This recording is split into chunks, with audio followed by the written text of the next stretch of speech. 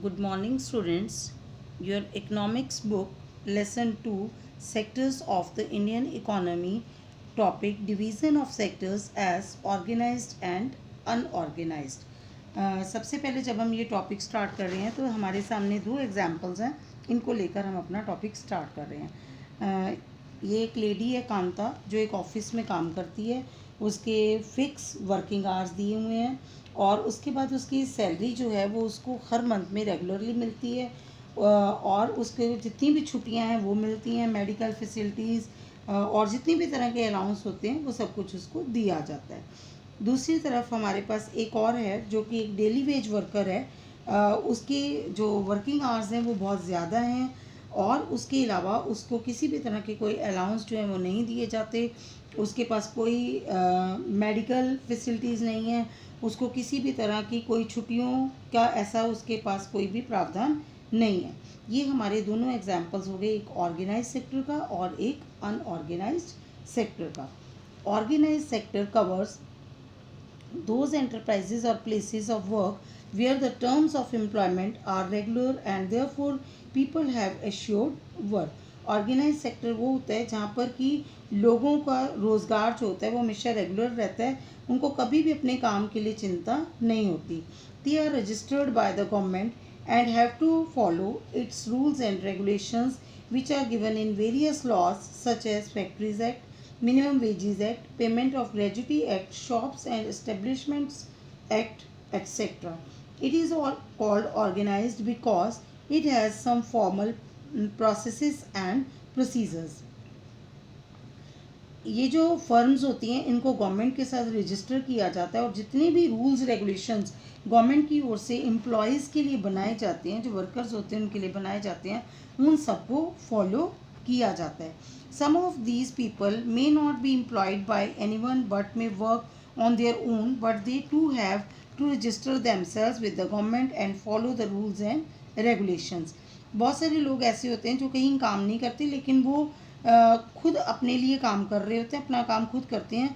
और बहुत सारी ऐसी भी होती हैं जिनको कि गवर्नमेंट के पास रजिस्टर करना पड़ता है और उनके रूल्स एंड रेगुलेशंस जो होते हैं उनको फॉलो करना पड़ता है।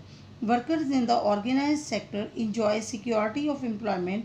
दे are expected to work only a fix number of hours. सबसे पहले ऑर्गेनाइज सेक्टर में जो एम्प्लॉयज़ होते हैं उनके पास क्या है, उनकी जॉब सिक्योरिटी होती है। उसके बाद उनके जो वर्किंग आवर्स होते हैं वो हमेशा फिक्स रहते हैं।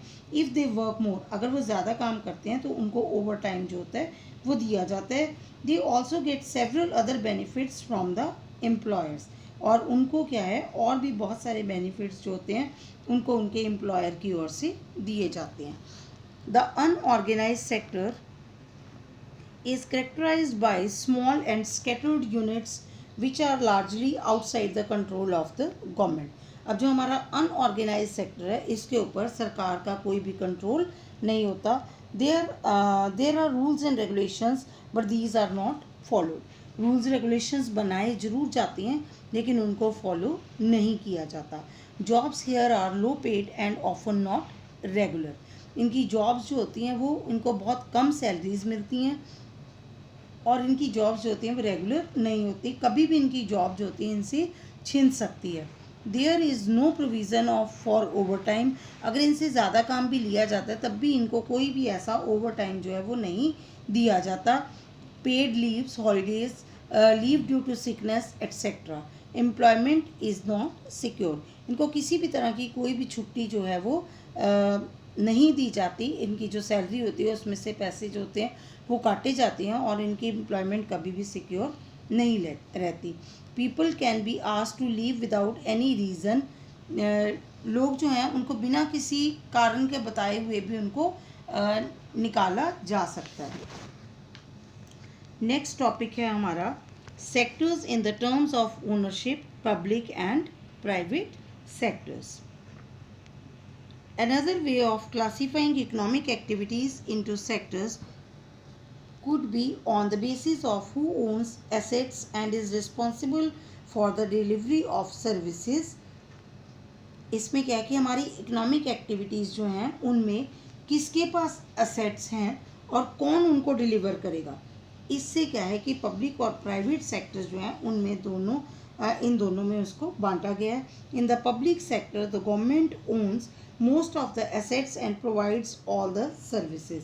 पब्लिक सेक्टर जो होता है इसमें सरकार के पास सारे के सारे एसेट्स होते हैं और सारी की सारी सर्विसेज जो होती हैं वो गवर्नमेंट जो है वो प्रोवाइड करवाती है। जैसे आपका रेलवेज़ हो गया, जैसे आपका टेलीकम्युनिकेशन हो गया, आपका इलेक्ट्रिसिटी हो गया, ये सब कुछ क्या होता है, इसकी सारे के सारे एसेट्स जो होते हैं वो गवर्नमेंट के पास होते हैं और गवर्नमेंट ऐसी सभी की सभी सर्विसेज जो होती हैं वो प्रोवाइड करवाती है।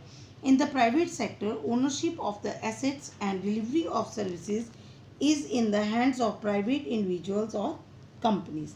ठीक है, हमारा जो प्राइवेट सेक्टर होता है इसमें क्या है कि प्राइवेट लोग जो होते हैं उनके हाथों में सारे के सारे एसेट्स होते हैं और वही उनको डिलीवर करते हैं। रेलवेज और the post office is an example of public sector whereas companies like Tata iron and steel company limited और Reliance industries limited are privately owned. ठीक है, activities in the private sector are guided by the motive to earn profit. To get such services we have to pay money to these individuals and companies. ये जो private sector होता है ये ज़्यादातर profit motive होती हैं और क्या है कि अगर हमने कोई भी सर्विस लेनी है तो हमें पहले इन कंपनीज़ को पैसा जो है वो देना पड़ता है। The purpose of the public sector is not just to earn profits. सरकार का मोटिव सिर्फ प्रॉफिट अर्न करना नहीं होता बल्कि जो लोग होते हैं उनको सर्विसेज प्रोवाइड करवाना भी होता है। Government raise money through taxes and other ways to meet expenses on the services rendered by it. सरकार जो ये सभी सर्विसेज हमें प्रोवाइड करवाती है इसके लिए मनी अर्न कहाँ से करती है, टैक्सेस जो होते हैं वो लगाए जाते हैं अलग अलग तरह के, जिससे कि पैसा जो है सरकार के पास आ जाता है और सरकार जो है अपनी सर्विसेज लोगों को प्रोवाइड करवा पाती है जिससे कि उनकी लाइफ जो है वो स्मूथ चल पाए। अब इस चैप्टर में हमने सेक्टर्स ऑफ द इकोनॉमी जो हैं वो स्टडी की हैं। ऑर्गेनाइज्ड अनऑर्गेनाइज्ड सेक्टर्स क्या होते हैं, पब्लिक प्राइवेट सेक्टर्स क्या होते हैं, इनके बारे में हमने डिटेल में स्टडी की है और अब आपका ये चैप्टर जो है वे कंप्लीट हो गया।